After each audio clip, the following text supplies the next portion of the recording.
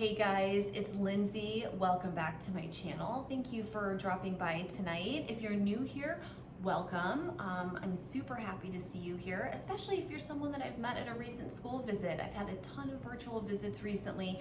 I've met a lot of new people, so hello if that's you. Thank you for coming and finding me here. Tonight we're gonna do something really fun. And I mentioned this in one of my last videos. I said it would be fun to do a reading from my next book, What Lives in the Woods. So like read an excerpt to you guys, something spooky, something really scary from it. And I thought rather than just do it with the lights on and be boring, that we would add a little twist. And so tonight, I'm actually going to read it to you by candlelight. I have a couple of candles out here that I'm going to light in a minute. The only light that you see on me right now is coming from my big bright ring light. It's literally blinding me at the moment. So in a few minutes, I'm actually gonna turn that off so it'll get much darker in here. It's almost dark outside here in Chicago, and then we'll have a more spooky atmosphere. So if you want to pause the video right now and go find a flashlight or a couple of flashlights or big blanket to crawl under, maybe you have one of those super cool reading tents already. I'll be very jealous if you do. You can go get yourselves comfortable, and when you are ready to listen, hopefully in the dark, hopefully by flashlight or even just your phone light, you can go ahead and unpause and we'll get started. They're gonna flare up. Oh, yeah, that's way better. Okay, friends, here is the book we're reading from, What Lives in the Woods. Check out that, I have this little homemade bookmark that's actually a skeleton key. Isn't that great? It's kind of a clue in the book. Excited for you guys to get the chance to read. But in the meantime, here's a sneak peek. We're going to be reading from chapter 11. Are you ready? Here we go. A clap of thunder breaks through my headphones. Lurching awake, I glance at the window just in time to see a bolt of lightning shoot down toward the earth. Apparently, the storm has arrived. I sit upright and stare at the rain-streaked glass. The room that was once bright and sunny is now dark, scary.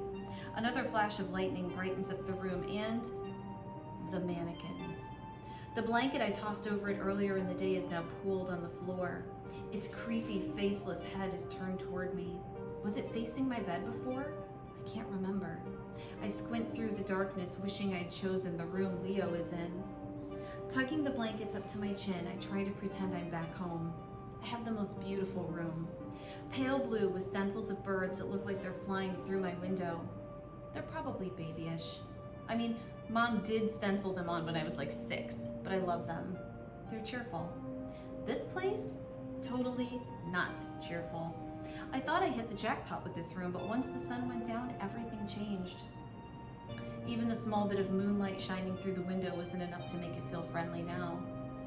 A muffled knock jerks me from my thoughts. Hello? I listen for Mom or Dad's voice, but hear nothing. Looking down at the gap beneath the door, I focus my eyes on the darkness. Just then, the hallway light flips on. Staring at the gap, I search for the shadow of Mom's fuzzy slippers. They aren't there. The hair on the back of my neck rises slowly. Something is wrong. Mom? My voice comes out shaky. Are you out there? The light filtering in from beneath my door goes off. Then it comes back on. Off and on. Off and on. I scramble out of bed and stand in the corner. A low hiss fills my ears. It drowns out the wind thrashing my window and replaces it with something that sounds less like a hiss and more like a whisper. A snake-like whisper. Pressing deeper into the corner, I tell myself not to scream. The hiss is coming from the speaking tube, but it isn't Leo this time. I know because my brother would never risk his basketball time to mess with me. Another jagged bolt of lightning flashes. This time when it lights up the mannequin, I gasp. It's no longer facing the bed. It's facing me. The moonlight streaming through my window suddenly fades. The dark swallows my room so fast I can barely breathe. I remember the way the trees had looked as we moved in, like the shadows between their trunks were living, breathing things. This darkness feels the same, like it's somehow alive. I shake the blankets from my body and stumble toward the door. Part of me wants to look back and see if the mannequin is closer, but the other part of me is too afraid. I flatten my trembling hands on the wall and begin sweeping them side to side, desperate to find the doorknob. My fingers finally meet cold metal, but when I turn it, nothing happens. I plant my bare feet and yank as hard as I can, whimpering when the door refuses to open. "Let me out!" I shriek. "Please!" Just when I think I'm dead, my door flies open. I scream and jump out of the way. Dad is standing in the hallway, a giant silver candlestick raised above his shoulder like he's about to send my head straight past second base. He's in pajamas and bare feet. His face is pale. I let out the breath I've been holding. It's not the hitchhikers. It's just Dad. Dad and a giant candlestick, like a real-life game of Clue. He lowers the candlestick with trembling hands. His eyes dart wildly around the hallway. "What's going on? Why were you screaming?" I don't know how to answer that.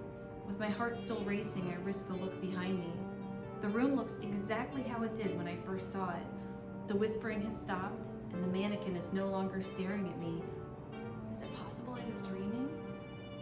I heard whispering. The words tumble out before I can stop them. A flicker of suspicion crosses Dad's face. Whispers? Coming from the tube again? Yes, but it wasn't Leo this time. The sound was kind of everywhere. Also, the mannequin. I lift a shaking hand and point a finger at it. It looked different. A wave of goosebumps breaks out on the back of my neck as I remember the last few minutes. The flickering light under my door, the whispers, the creepy mannequin. It had all seemed so real. The shocked look on Will's face back at the restaurant pops into my head.